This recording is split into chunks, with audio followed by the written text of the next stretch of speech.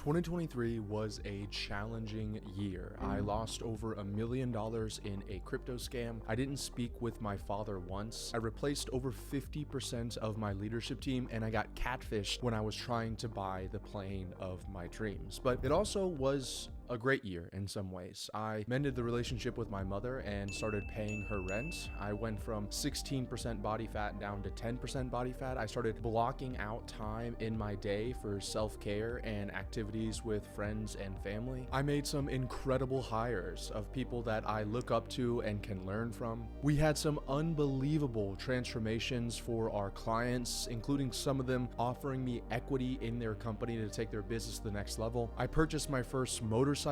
I took a portfolio company from $0 to $6 million in revenue with only 4 employees in 9 months. I flew my plane to over a dozen different cities, including a romantic getaway in the Bahamas with my girlfriend and dinners with my brother in the Keys. And the vacations I took with my friends this year were insane. We rented a 120-foot yacht and toured it around the Bahamas for 5 days. We did a 14-day Euro trip, staying in unbelievable hotels in Paris and flying helicopters over the Swiss Alps. And we spent 7 days living like the 0.001% in Dubai, staying at one of the top resorts in the world. Pretty much every day for the past 8 years, I have made an entry into my journal where I talk about my experiences from the day before and any lessons that I learned along the way. And then once a year, at the end of the year, I review all of the previous journal entries for that year, and I try to spot any kind of trends, both good or bad, in those lessons that I can then turn into principles that I live my life by. And in this video, I want to share with you 7 of the lessons that I've learned in this past year, which has been quite challenging, so that hopefully you can use it in your day-to-day life. I'm also going to, for the first time ever, publicly share my 3-year life manifesto that I made this year. And this is, in essence, what I want my life to look like 3 years from now. And this is pretty uncomfortable for me to do, and actually my girlfriend suggested that I don't share it with you guys, but I want to do it almost as a way that I can bring you guys along the journey with me if this aligns with some of the stuff that you want to see, as well as hold myself accountable publicly to some of the goals that I have in my personal and professional life. And if you don't know who I am, my name is Ravi Abuvala. I'm the founder of Scaling with Systems, where we build end-to-end custom marketing systems for coaches, agencies, course creators, and online service providers. And our mission is to create a business that serves you instead of the other way around. Lesson number 1 is to design your ideal day and then live it every single day. Naval Ravikant said that retirement is when you stop sacrificing today for an imaginary tomorrow, when today is complete in and of itself. And when I read that quote, specifically the first part about sacrificing today for an imaginary tomorrow, it hit me like a ton of bricks, because I have personally already made enough money that I could quote unquote retire and live a really incredible life off of my passive income. But I'm still doing things every single day that I don't love to do, saying that I'm sacrificing it for a better tomorrow. But one thing I have learned after reading literally hundreds of biographies and autobiographies of some of the most powerful and richest people in the world is that you never really reach that other end. It's just you're playing this game continuously, and that's part of the fun, which I'll actually talk about a little bit later. And so instead of pushing off all of these things that I know that I love to do, like,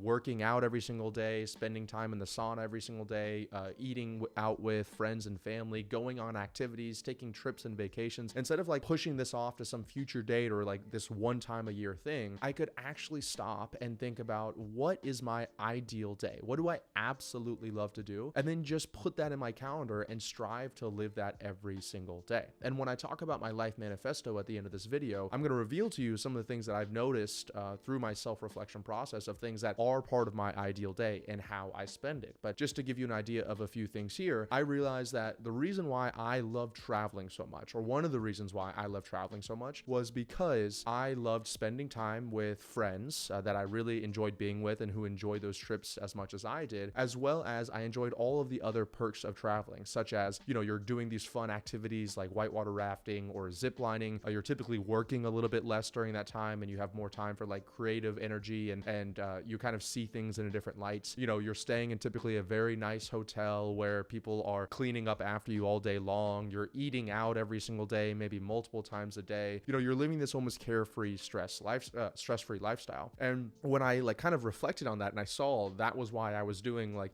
we used to do 30, 40 trips a year between my plane and some of the trips that I took. I almost realized that it was because I was kind of running away from the life that I had right here. And remember, I have an amazing life. I'm not saying I don't, but I realized like, okay, if I could just take some of those elements from these trips that I go on and just install it in my day-to-day life and literally schedule out that stuff in my day-to-day life, I could live almost every day like it was a vacation. And my vacation is probably different than most. I'm still working on my vacations. I love what I do, so I'm still working, but I'm also doing other really fun things that I don't do in my everyday life. And so I started designing my days around this. And I'll give you a few examples. One of the things I mentioned earlier is like when you're on a vacation, you're not really taking care of your home at all. You're not cleaning up after yourself, et cetera, et cetera. And one of the big moves that my girlfriend and I made this year is we hired a house manager. And she's incredible. She's super talented at her job. And she kind of takes care of a lot of the stuff that I used to do that I almost like loathe doing, like, taking out the trash, washing the dishes, unloading the dishwasher, watering the plants, running errands, taking packages back and forth to Amazon. And so now I never have to do that ever again. And I'm like, I don't even think about it. Everything is taken for me. So that's just like it's on a vacation, right? That part is taken care of for me and I'm living like I'm on a vacation. Another thing that I noticed about when I travel is that I'm typically spending time with other people, and not just any other people, but other people that I love to spend time with and then I can learn from, and other people who enjoy like those activities as much as I do. And so instead of waiting for those times a year when we all get on a plane and fly somewhere, I was like, what if I just put this in my schedule, time with friends, right? And that's exactly what I did. I now have scheduled time every single week that I go to dinner with friends. We also started creating, if you know me, I'm a systems person, an activity tracker with my executive assistant where she goes forward 3 months into the future and she finds all of the activities that are happening typically on the East Coast of the United States, right? So it could be a Drake concert, a hockey game in Tampa, a Broadway play in Miami, Florida, all of these things. And then she presents them to my girlfriend and I, and then we decide which ones we want to go to, with the majority of them being in and around Miami, Florida. And so now 2 or 3 times a week, like for example, today, I am going to a French date night cooking class with my girlfriend. I never would have done that before, right? But that's the stuff that you do on vacations that I'm moving over into my personal everyday life, right? And also it includes dinners with friends. Every Saturday, my executive assistant chooses a different couple from a list of people that we go out to dinner with. And it's like how I can maintain that social bond with those people. And it's also fun because I love learning from those people as well. We only hang out with people that I admire and I respect. And so we have these unbelievable dinners, and then we're also having fun along the way. And it's in my daily process. It's part of my weekly schedule. Another thing that I knew that I wanted to do pretty much every day for the rest of my life was go to the gym and work out and take care of my body and my mind. But if you're watching this, you're an entrepreneur, you know that sometimes that stuff falls by the wayside. And for me, I'm kind of always on this like roller coaster. I actually have a separate video where I call it the cycle of neglect. But at the beginning of this year, I had actually gotten up to 16% body fat, which is one of the highest body fat percentages I have ever had. And it was just because I was working so hard, and it's so easy for you to kind of miss that in your schedule. Oh yeah, I could go to the gym tomorrow. It's not a big deal. And instead what I did was I scheduled 2 hours every single day for me to go to the gym. So now from 12 to 1, I work out every single day, whether it's cardio or it's lifting weights. And then from 1 to 2 every day, I go to the sauna and I do a cold plunge, right? So once again, it's like stuff you do on a vacation is you kind of do the spa relaxation stuff. And I just put this in my everyday life. Now, every single day for the past 365 days, I'd probably say 340 of them, I have done the sauna and the cold plunge. Another part of like the self-care aspect of it is another thing that I noticed that I do on vacations is I go on walks and I enjoy nature outside. So now I do that almost daily with my girlfriend. Another thing that I used to do on vacations, like when we would go somewhere, is we would get massages, that, spa day thing. Now I get a massage every single other week, right? And so it's like, I know all of these kind of seem like so silly that I'm talking about them and I'm putting them all together. But if you combine all these things together, if you actually stop and self-reflect in your life and you say, okay, I love all of these things, and then you actually schedule them in your calendar, then you can retire, quote unquote, today, right? Not that you're going to stop working, but that you are living today, and today is complete in and of itself. If at the end of the night you passed away, you died, right? Then you would say, wow, I lived an incredible day today. That's exactly the way that I would want to go. And the more you can stack those days on top of each other, in my opinion, the better your overall life is. The final thing I'll say about designing and living your everyday life is that it requires an unbelievable amount of self-reflection and self-discipline. Self-reflection in the sense that you need to identify what is your ideal life. And that's going to maybe change a little bit over time, and that's okay. And there's a good chance that you're living a life right now that other people have pushed on you, whether it's society, it's the overall market in general telling you need to buy fancy cars or have fancy clothes. It's family members, whatever else it is, right? It's maybe the people you look up to, your mentors. Maybe because I'm saying that you should get a massage, I get a massage every 2 weeks, that you should get a massage every 2 weeks. But the self-reflection piece is that you need to identify what you really love, right? And that also includes saying no to a lot of things. So I decided this year, which I'll talk about in a little bit, to say no to a great deal of things, including relationships with other people, because I knew that that wasn't part of my ideal life, right? So the first part is self-reflection, which I do immensely. Like I told you, I journal every single morning. I have a Google Sheet tracker of how I feel like I'm living my life, and then the quantitative data in that, which is like, how would I rate my life yesterday on a scale of 1 to 10? How would I rate my health on a 1 to 10? How would I rate my work on a 1 to 10? What time did I wake up? What time did I go to bed? My Aura sleep score. So like, I know that's a little bit advanced, but you almost need that level of self-reflection, because if you're not looking inward for at least an hour to 2 hours every single day, there's almost no way that you'll be able to say, this is what I want my ideal life to be. And the second part of that is the discipline side of things. So why do you need discipline to, go to the gym every single day or to have dinner with friends? Well, quite frankly, because you have identified from the first step of self-reflection that this is what your ideal life is. But every single day, there are all these external pressures to do something else with your time. You need to put out this fire in your business. You need to, get on this phone call with a client. You need to enter XYZ thing here, go back home for a vacation with your family or Christmas with your family, whatever else it is. And so all these external pressures are going to be kind of trying to come in and take your time from you. And you're going to let it a lot of times. You're going to justify, business isn't doing this well this month, so I need to do this, or business is doing great, so I can let my foot off the gas here or there, et cetera, et cetera. When in reality, it takes discipline to say, you know what, even though I've had a super crappy day today and I don't feel like talking to anybody, I have it on my calendar right now that I'm supposed to go to dinner with my girlfriend. And so I'm going to go do that. Even if it's like we have the forced conversation. And almost always it's like when you go to the gym, you hate going to the gym, you start working out, you get a little endorphins going, and then you're like, wow, I'm so happy I went to the gym. My second lesson from this year is that relationships are life's greatest asset. Treat them as such.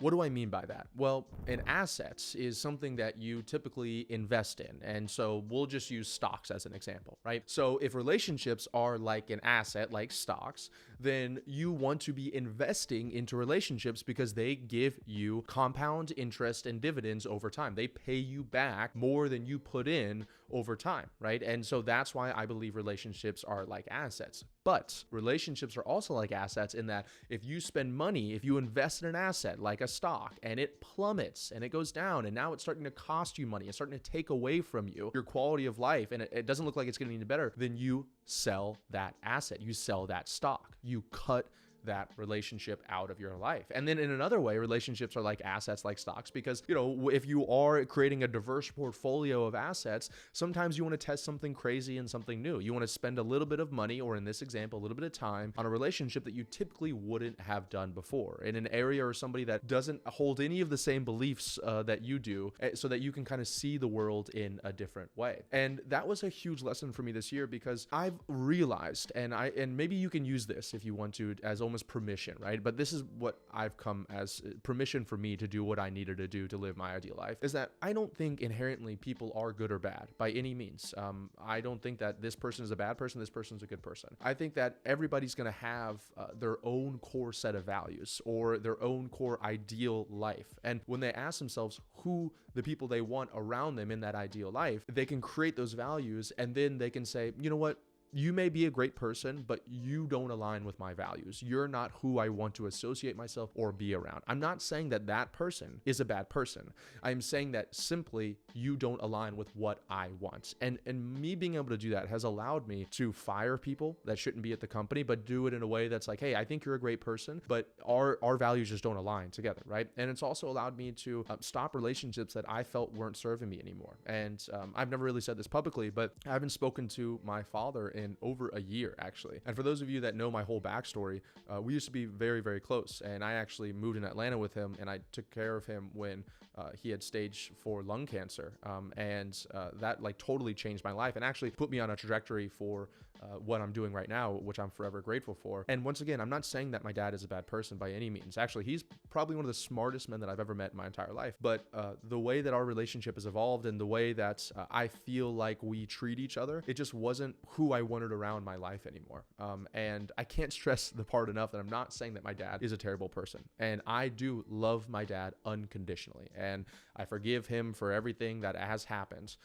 But I also know myself that I know who are the people that I want to be around me. And I can see when an asset that I have invested in no longer is giving me a return. And, you know, this is really difficult because, first of all, I have all my family members and a lot of people telling me, oh, you need to be speaking with this person. You have external societal pressures. Even some of the people in the comments down below who have absolutely no idea of our situation at all are going to be keyboard warriors and telling me all these things. But once again, I know what my ideal values are and who I want around me. And my dad doesn't match that right now. But at the same time, right, an investment that I used to invest in a while ago, my relationship with my mom, I stopped speaking with her for a while, has now turned around, and she's now aligns with the values in my life and the people that I want around me. When I'm around her, I now feel lifted up. I have energy, and she's worked on herself quite a bit the past few years. And we now have a relationship that I don't think we've ever had in the past. I don't remember ever our relationship being this good. And I'm so grateful for that, right? And it's allowed me to also want to reach out and help her, like starting to take care and pay for her rent. But it's like, I know it seems a little bit crude to compare people to assets, but that's almost what they are really in your life. And this includes team members in your company as well, right? This includes your girlfriend as well. Like if you start thinking of people as I am investing, and not money, which is infinite. Money is abundant. You are investing time, which is the scarcest resource in this world. You are investing your energy, your thoughts, all of the most scarcest things in the world in this person here. So let's throw outside societal norms of what you should do and shouldn't do and simply just ask yourself, am I getting a return on this investment? And, you know, when you cut relationships with somebody, when you say this investment's not good, for example, let's say you're investing in the stocks and the stocks start to tank, you could decide not necessarily to sell off all your stocks, but just to stop investing in them. And so that's what I've done with my dad. And that's what I did with my mom back then. I'm not saying I'm never going to speak to them ever again. I'm saying at this point in our lives, in our junctures, this doesn't serve me anymore. And so I've just stopped investing my time, energy, effort into it. I hope sometime in the future it comes back and then it's both a mutually beneficial relationship. But if it doesn't, I'm now able to focus my time, energy, and efforts on other people who I can lift up and in who turn lift me up as well. My third lesson to myself this year is that everything matters. Every decision you make, everything you eat, every second of every hour of every day matters and it counts, and you are never going to get that back. That moment in time you will never ever get back. And one of the things I've tried to do more this year is be more present in the moment, and even in the crappiest, suckiest, worst moments in the world, realize that I'm never going to have this moment ever again. Even if it's a crappy one, I'm never going to experience that exact moment ever again. And so to be more present and cherish that. But in the same breath of being more present and cherishing those moments there, I am also realizing that everything I do today impacts the future. One of my favorite books of all time, and one that I really still give as gifts to clients and friends, is called The Slight Edge by Jeff Olson. And it's the overall concept behind it is that, you know, every day in your life, you're either on a slight edge up or a slight edge down. And by the slight edge, it's in definition, is that when you make these daily decisions, you see no immediate results from it. So you eat a hamburger one day, you, let's say, eat fries the week after that, you eat dessert the week after that, but then you keep on compounding that, and after enough time, it either goes up or it either goes down, right? And I bring this up because, you know, 2022 was an incredible year, and I made more money than I ever really thought that was possible in one calendar year, right? This was when I was like really starting to scale my business. And so it's very easy after that to start thinking that you had somewhat made it, that it's okay to take your foot off the gas, to work-life balance, if you will. You get up all these things in your mind of like why it's okay to do these things that you want to do. And even though they're not going to serve you in the long term. And I actually experienced that somewhat this year. I started doing things that I had not done in years of my life, if really ever. And once again, I'm going to say these things to you and you're going to be like, Ravi, that's like, come on, seriously. But it's like very small things. So a great example I'll give you is I actually love watching TV. I do enjoy watching television because I love writing stories. And so I also love like getting inspiration from stories. But one of the things I realized was that I had started watching TV more and more this past 12 months. And I actually baked into my calendar 1 hour every single night to watch television with my girlfriend. And because I thought that, that was us spending time together. It was quote unquote me winding down, et cetera, et cetera. But it's like you think, okay, just 1 hour of TV is not a big deal, right? What started happening was that like, okay, well then 1 hour of TV would sometimes turn into 2 hours of TV because it was like an unbelievable episode that you watched. And then like 2 hours of TV, well, you're already up. You're already not going to wake up on time because you stayed up watching TV. So, well, that could be 3 hours of TV. Well, you know what would go really great with this TV right now? Maybe like some sweets or some desserts or some junk food or some chips or something along those lines. And then on top of that, it's like the videos that you're watching, the movies that you're watching, you're training your brain to seek short-term dopamine hits. And going along the lesson of Everything Matters, it's like the things and themes that they're doing in that video or in that movie are impacting your life, whether it's on a subconscious level. You're starting to see things that you may now think is okay to do, or it's cool to screw somebody over because this person did it in this movie or this show, et cetera, et cetera. And I know it's like all of these are such extreme examples. Like, Ravi, just chill, watch an hour of TV every night. But near the end of the year, I just cut that from my life again, because I had never watched TV previously. And I just thought that was like, I don't know how it crept back into my life. Or I'd not watched it since I really started scaling my business. And it's like immediately, it was like all of a sudden I got back 2 to 3 hours every single day of my life. It was like unbelievable. I was telling my girlfriend, I was like, what? This isn't crazy. I'm now like doing things that I wasn't doing before. I'm going back to reading more. I'm spending more time working on the things that I love to work on, building stuff, like, and all these things I used to not do because I would watch television. And another great example of this is music that you listen to, right? And I stopped listening to music in the gym. So I used to go to the gym and I would put on my headphones and for 2 hours, I would listen to music every single day. But once again, the music I listened to, if I'm being honest with you, it was rap, it was hardcore rap. It was things that would like get me motivated or get me going. And I didn't really realize this, but I think that's some of the things inside of there. When I go back to doing self-reflection and identifying what you want in your ideal life, these are people that I am literally putting noise canceling headphones on my ears, and then I am allowing them into my brain, my subconscious mind, and telling me what is cool, what I would like, multiple relationships with multiple women and all these fancy cars and clothes and all. And so like, and I would think I'm just listening to music when I'm working out, right? I'll just take my headphones off and I go out there. But the more that I actually understood that like 95% of your thoughts on a day-to-day basis are totally subconscious, and your thoughts impact your habits and your habits impact essentially your life, I started to realize like, wow, this could be playing into some of the decisions that I'm making in my life, or they could be playing into the future decisions that I made into my life as well. And it seems extreme. It's like, Ravi, chill, watch TV, listen to a little bit of music every once in a while. It's okay. But I just stopped listening to music in the gym. I stopped taking my headphones there. I just work out and they play music in the speakers above, but I don't really ever hear it because I'm kind of working out. And it's like now, once again, everything matters. I'm not listening to music anymore. And so now other people around me are walking up to me and they're like talking to me now, which, I don't want to talk forever, but now I've started creating relationships in the gym of people that I go to the gym every day, like I told you before, and I knew nobody at the gym because I come in there, put my headphones on, and I just go, right? And now I'm going in there and people are like stopping me, asking me to spot them. Then we're starting a conversation. They run this cool SaaS company, we're going to dinner, and now I'm going back to the things that I know that I love, which is spending time with other people I admire and respect. Well, now I'm cultivating those relationships more. And it all this started back when I just decided I'm not going to listen to music in the gym anymore. So just remember, every single thing that you do matters. Who you surround yourself with,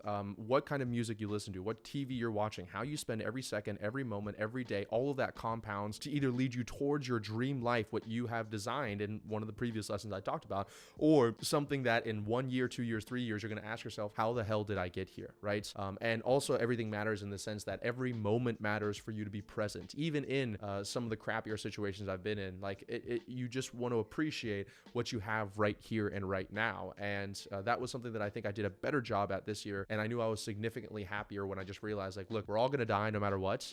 And so don't take life so seriously. And so what I can do is just be as present as possible in this current moment and make it as good as possible for the future Ravi at the same time. Lesson number 4 is to obsess over leverage. And this is really more around the business side than some of the previous things that I've talked about. But the more I've been in business, right? So I've run multiple companies now, or earned multiple 8 figures online. And the more I'm in this business, the more I realize that real wealth is made through leverage.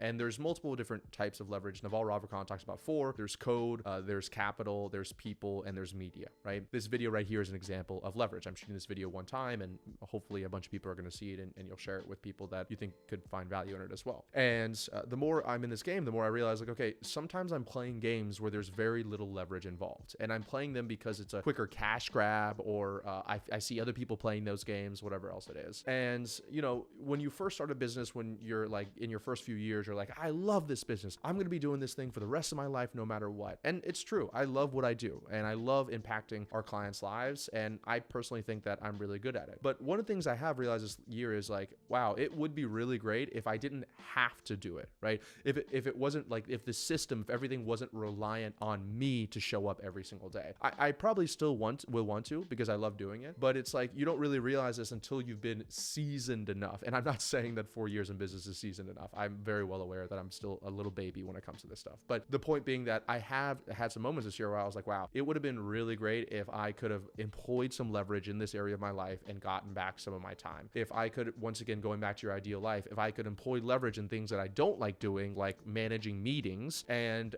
hiring someone else there, so I could spend more time doing the things that I'm amazing at, like building or creating content, stuff like that. And it blew my mind how little leverage I was using in a lot of areas of my life. It includes my personal life, like hiring that house manager was one example of leverage. Hiring a meal prep company is another example of leverage. And in business, I also realized that, most wealthiest people in this world, it's not like they generated hundreds of millions or billions of dollars in cash for themselves. Almost always what happens is they build a business that has real enterprise value, and then whether they do or do not exit, they get a multiple on that business for 10, 20, 30, 50, 100, 300, 500x either their top line or bottom line revenue. And that's leverage, right? Here I am playing these finite games in a lot of ways, like, with very little leverage. You think that, for example, if you're a coach, you think like, oh, I'm coaching people, that's leverage. And sure, that is leverage if you compare it to what you used to do, which could be like one-on-one work, right? But there's another point of leverage after that, where it's like, okay, you're playing this somewhat leveraged cash game of how much cash can you generate. But then you realize that there's another game above that game, and that's the game of like enterprise value and multiples and exits. And I think that was something that kind of hit me this year, because I'm not going to say that I've mastered this game that I'm in right now, because by many leaps I have not mastered this game. But what I have realized is like, okay, let's just say, for example, just for easy numbers, you do $10 million take home in a year. If you're building a business without a lot of leverage, without a lot of enterprise value, then you just made $10 million. Good job. But if you had a business with real enterprise value, with real leverage, if there's recurring revenue elements of it, et cetera, you could have a business that is worth $80 million or $100 million or $150 million. It is almost the exact same amount of work that you're doing, and yet you could have 10 times the business that you have just by employing more leverage inside of it. And leverage is not something that you decide today to do and you get this thing tomorrow. It's something that you implement slowly over your life or into your business in order to get a higher and higher multiple on your time. And so I guess that was one of the realizations I had this last year. I was like, wow, if I do another year and all I did was just make more cash, I would kind of see it a little bit as a failure. I think that this year, 2024, is a year I want to employ some real leverage and build something with real enterprise value. Like being rich and just generating a bunch of cash in my bank account has been amazing, but I am past that level in my life right now. I have enough money where I don't need to necessarily like be working every single day anymore. And so another few $1 million is not going to change my way one way or the other. But $100 million, $200 million, $300 million, that could definitely change the way that I live my life. And so I think this year I've added leverage in my personal life in a lot of ways, but this year in business, I want to start adding a lot more leverage in so I can build something with real enterprise value and get to a 9-figure either net worth or exits a lot sooner than if I just kept on playing this cash game. My fifth lesson this year is that you are not your business. This is something that I had to tell myself over and over again this year, because like there were periods this year where as a business we had struggled. And I'll be the first internet guy to admit this to you, that not every business is always up and to the right all the time and everything's perfect. Okay. And this year we had struggled a lot because we had hit peaks in the previous year and that like it was stressed our systems, our people, et cetera, et cetera. And then I had to like break everything down to build it back up again this past year so that we could go to the next level. But during that period, you see drop-offs in cash or in revenue, et cetera, et cetera. You have team members that leave you. And especially, at least in our industry, I'll say, when you have this founder who's typically the face of the business, they're in charge of marketing, maybe they do sales, they're also part of the client success process. You really are the business, right? And so then if your business doesn't perform well, if people leave the business for whatever reason, well, now you are equating them with leaving you. You're equating well, I shouldn't say that because I don't want to project this onto you. I was equating them with not liking me, with leaving me. I was equating the business not doing well with me not doing well. If the business was losing money, it was because I was a bad person. And so that would bleed over into my personal life and it would affect the relationships that I had. And I would be maybe even a little bit more combative with my girlfriend because I was like just so stressed out from the business because I couldn't separate Ravi and the business from each other. And, that's even doubled or tripled when we took on portfolio companies this year. And then once again, it's like all the business I had or problems I had in one business, now I'm having in multiple businesses because the grass is not always greener on the other side. And so it just kind of exponentially grows in that essence. And so one of the lessons I had to tell myself this year, and I still tell myself, is that you're not the business. But this also flips around the other way, right? I still remember like in 2022 or 2021, like where it felt like I could do no wrong. It felt like I was like walking on water. It was like I touched my business, exploded. I touched a client's business, exploded. And obviously we still have amazing results and our business still does very well. But what I realize here is that you also can't, like, the highs are never as good as you think they are. And the lows are never as bad as you think they are. And by separating yourself out from that, you just get a little bit more emotional stability in your life. You get a little more temperance and you start to realize like, okay, I can be an okay person with a great business. I can be an okay person with a terrible business. I can be a great person with a bad business. I can be a terrible person with a great business, right?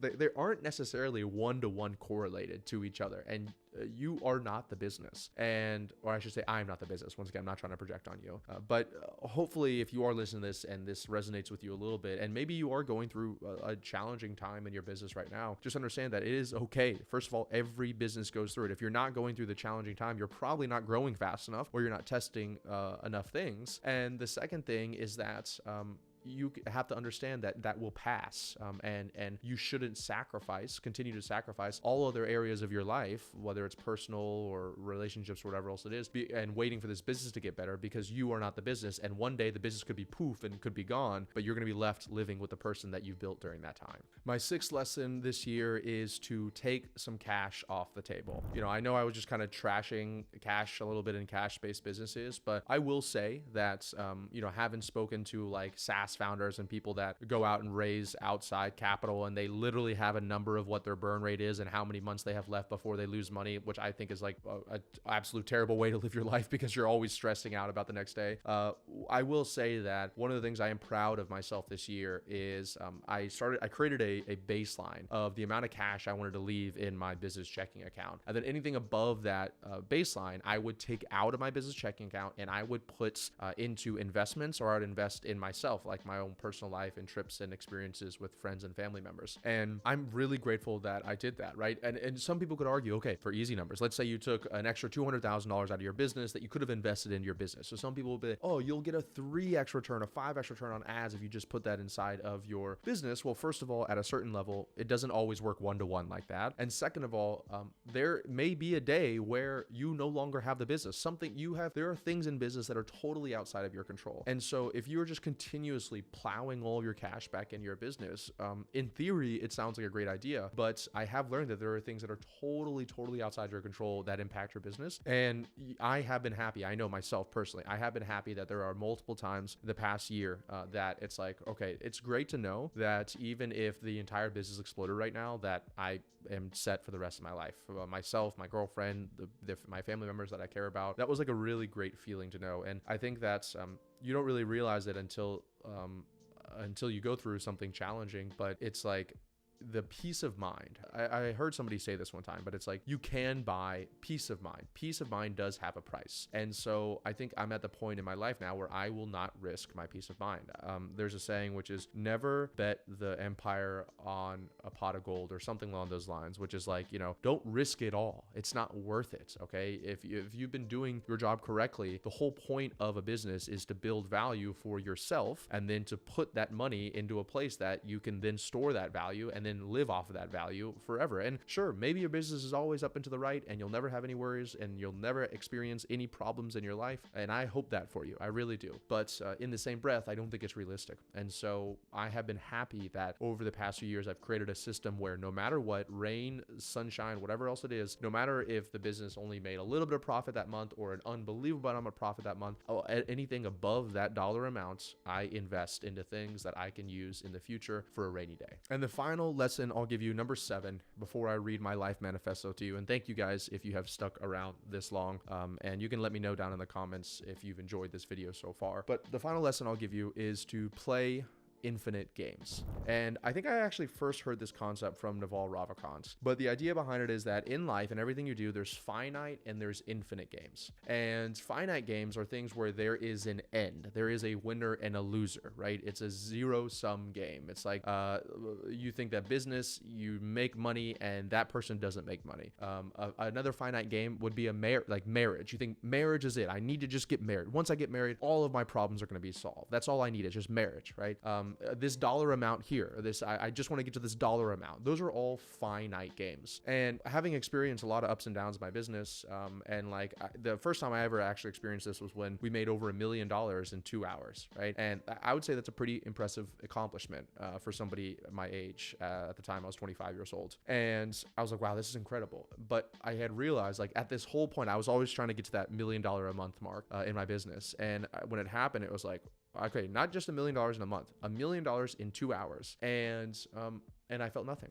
It was like no ticker tape parade. My team was even more excited really than I was. And I was grateful for that moment because I realized then that like finite games, like this month we make this amount of money, that month I got to get to 10K a month, then 100K a month, then $1 million a month. And every time, of course, you are comparing yourself to the person ahead of you. I always joke with my friends that the richest I've ever felt was my first $10,000 month because I was still comparing myself to the person that was making $2,000 a month waiting tables. And I was comparing myself to my friends who were making like, $2,000 to $3,000 a month in regular jobs. And it's so you realize that it's like those finite games are so dangerous. And I talked about marriage as well, right? And I've had this conversation with my girlfriend, but to me, I see marriage as like a finite game, the actual act of getting married, right?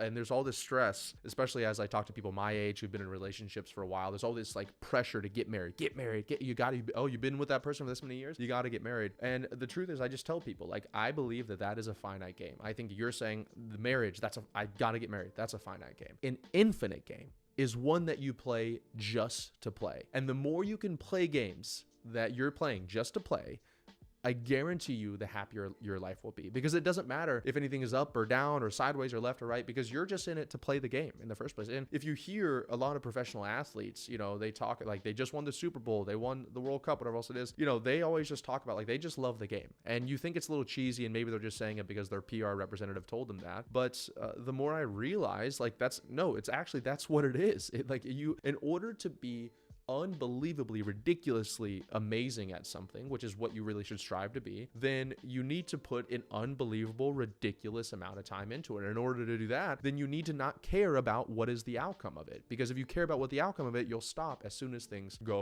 become difficult, right? Or you'll stop as soon as things go great and you're like, okay, cool, I made it. I did my finite game. I'm done with this yet. And, I'll give you the example of marriage because it's applicable to my life, where I have a girlfriend for over 3.5 years now. And I'm not saying I'm not going to get married by any means, right? But what I did realize, and what I've told my girlfriend before, is like, I want to play an infinite game in a relationship. And an infinite game is where, whether we're married or not, whatever the society says, the court certificate, whatever else it is, I wake up every single day and I decide to commit myself to you. And I do things to you and for you that model that commitment. I want to be the person that I want to be to you in this relationship. And that's what I see as like an infinite infinite game. I'm not playing it so that one day we can get married. I'm not playing it so that, we can show on Instagram that we got proposed or whatever. I'm just doing it because I absolutely love being with you.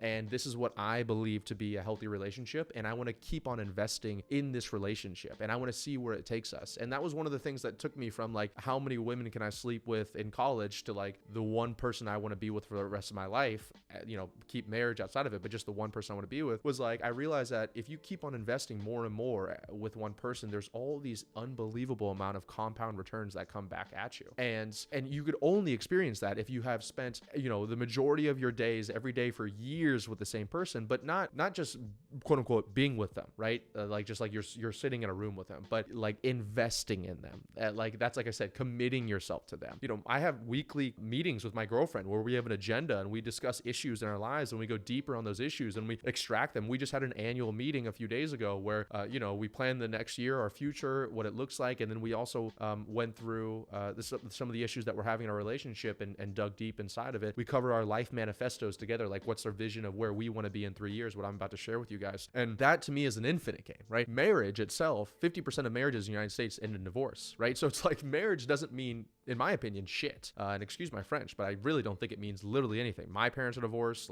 I don't think it means anything. But the infinite game of being with somebody else and devoting your life to that person and committing to them outside of whatever that finite piece of paper says, to me, that's the game worth playing. And it's the same thing in business, right? It's the exact same thing in business, or it's the same thing in working out, right? In business, it's like, okay, I'm in this even for the good months and the bad months, even when we take home an unbelievable amount of money and I can't believe this, and even when we break even, right? It's like, I'm just in this because I want to keep on learning and growing and building on top of it. And not because I want to hit this certain number that I can put on my Twitter bio, but just because I love doing this. And that includes an infinite game, doing stuff that in the short term might cost you money. It might actually make you drop revenue because you're switching to a subscription-based service or you're launching this new thing, whatever else it is. But it doesn't matter, because people that are playing those finite games, those quarter to quarter, year to year games, they'll never actually, ironically enough, be able to win those biggest finite games because they're competing against people like me who are playing infinite games, right? And same thing with working out. It's like some people, there's even people in my family, they like do these fad diets and workout plans and routines, and it's just like this constant roller coaster of gaining weight, losing weight, being in shape, not in shape. Oh, it's Christmas, so I can gain a little weight. It's whatever they call it, like cuffing season. Then it's summertime, so I got to get shredded for that. And for me, I just literally go to the gym every day because I love to do it. That's the bottom line. And I'm not trying to be the shreddest, most ripped, biggest guy in the world. I just want to be healthy and I want to look good. And so that's all I care about. I want to feel good. So that my workouts reflect that. Sometimes I don't go to the gym and I just walk out along the beach, right? That's because I'm not in this to be like, he's got to be the biggest, swollest, most jacked guy. I used to be that. That used to be me. Once again, at one point I was like 7.8% body fat. I was absolutely shredded. I mean, people thought that I was on steroids, and I kind of quote unquote won that game a little bit as far as like, in my opinion, like a natty bodybuilder. And then once again, it's like, okay, this is not sustainable. I mean, I was like in an unbelievable calorie deficit. My energy levels were terrible. I was like not doing the things that I love to do, which is like going out to eat with friends and family, because I had to make sure I was eating certain meals, et cetera, et cetera. So the last lesson I'll end you with is ask yourself, where in your life are you playing finite games? And just know that those will always end in disappointments. And instead, how can you start shifting the focus to infinite games? And that might mean changing who you're with, changing the business that you're running, all of that stuff. But I promise you that you're going to be around a lot longer than you think you are. And so you might as well start playing the infinite games today, because you'll always beat out the people playing the finite games. All right, for those of you who have stuck around with me until the end, I want to read to you my life manifesto. Now, I'm not reading this for you. I'm reading this really for me, so I can look back in 3 years and see how much of this did I accomplish. And also I'm reading it for those that want to be along with me in this journey, okay? And who are aligned with some of these things, and maybe it can even inspire you to create your own life manifesto. So please hold your judgment if you will. This is pretty uncomfortable for me. So this is dated January 1st, 2027. So I read this every day, and this is what I'm looking at in 3 years. This is what I want to see, okay? I'm going to read this to you. My life is simple and abundant. I know I cannot do everything, so I frequently identify the things that bring me happiness and ruthlessly cut everything else out. I prioritize my health and my energy. I spend at least 2 hours daily working on my body and mind. This includes daily meditations, workouts, sauna sessions, and cold plunges. Sometimes my workouts are indoors, such as weightlifting, but they also can be outdoors, exploring and enjoying nature. My workouts are simple, short, and efficient. My meditations are sometimes structured, but they can also be alone time. My diet is simple, 2 to 3 organic ingredient foods. I stay away from foods that sap my energy. No heavy meals, no thick sauces, nothing fried, and nothing too fatty. I do not snack. I follow a mostly keto diet, keeping my carb intake to a minimum and consuming mostly meat. I do not drink, do drugs, or eat refined sugar. I stay away from cheap, short-term dopamine hits that can warp my perception of reality, like social media, TV, and certain types of music. I prioritize my sleep, getting at least 8 hours every night. I have less than 10% body fat, my skin and mind are clear, and my body is godlike. I get a detailed, full-body checkup once a year and adjust my habits, routines, and consumption accordingly. My biological age is considerably younger, over 20 years, than my chronological age. I have an elevated but simple style that gives me status everywhere. I frequently get compliments on my jewelry, clothing, and outfits. My home is incredibly inviting, cozy, and high class.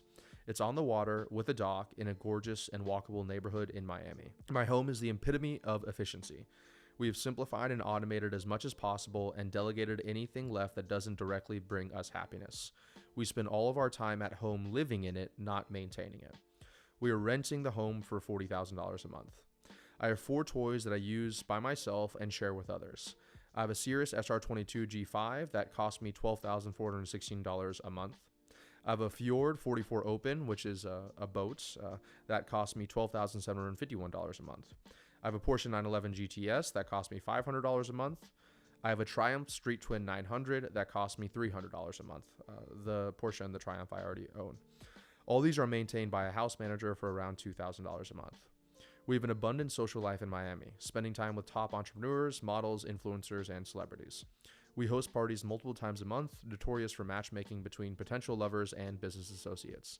Our friends and family regularly stay at our home, and we treat them to a 5-star guest experience. We don't spend time with anyone we don't love, admire, and respect. We hang out and share meals with fantastic people who enrich our lives and enhance our fun, and we invest $5,000 a month into those meals. Our conversations are meaningful, positive, uplifting, and educational. We invest a lot in our friends and family. We travel with and enjoy them. This includes paying for my mom's rent and utilities so that she can enjoy the later years of her life, which is around $2,200 a month. I go on adventures frequently, when I spend $15,000 a month on adventures. Whether it is a play in Miami, a boat ride with friends, or a weekend getaway with Lauren, I'm always investing in experiences. As with everything else, someone will manage my schedule and adventures. I show up and enjoy them. We typically travel twice a month, mostly on our plane. We will travel more if there's a larger trip, such as weddings, international trips, etc. My finances are simple and abundant. Our living expenses, which everything I just told you added up together is about $85,000 a month, are covered by a maximum of 75% of my post-tax passive invested income at 6% a year. This doesn't mean that I am taking out dividends from my passive income. It means that I could if I wanted to. My debt takes up less than 20% of my conservative net worth. I have $40 million invested, earning on average 6% APY. My post-tax hourly earnings, which is time worked divided by net income, is $5,000 an hour. Anything less than that is not worth the sacrifice of my time. I have someone track and manage all this for me, and I review their work and stay updated. Scaling with Systems is generating $40 million a year in profit. Our brand is massive. We reach over 10 million people monthly through our owned and earned channels. I act as a board member of the company, and I'm not involved in the day-to-day. I decide what I want to work on, and my schedule is free of meetings. I could not show up for a month, and nobody would notice I was gone. My main focus is creating content, learning, and making strategic decisions.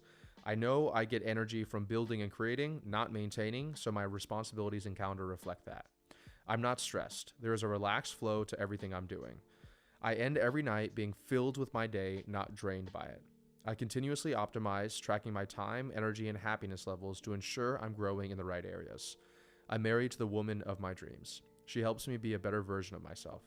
We know when the other person needs to be pushed, challenged, or held accountable. We also know when they need someone to listen to, love, and care for them. We can't keep our hands off each other, and we know exactly what the other person wants and are happy to oblige. Other couples look to us for inspiration for how they should act. We have our own language and aren't ashamed of our love in public. We communicate clearly and effectively and share the same core values. I'm an incredible husband, frequently surprising her with gifts and random acts of kindness. We will start a family soon, but for now, we have each other and our unbelievably adorable dog. She is a Bernedoodle who gives and receives more love than anyone thought was possible. She's part of our family, the third musketeer. She gets along with other dogs, people, and babies. She loves riding in the water, going on boat rides, riding in my motorcycle backpack, and flying in the plane. We get her certified so we can take her everywhere. Every day, I can't believe how incredible my life has become.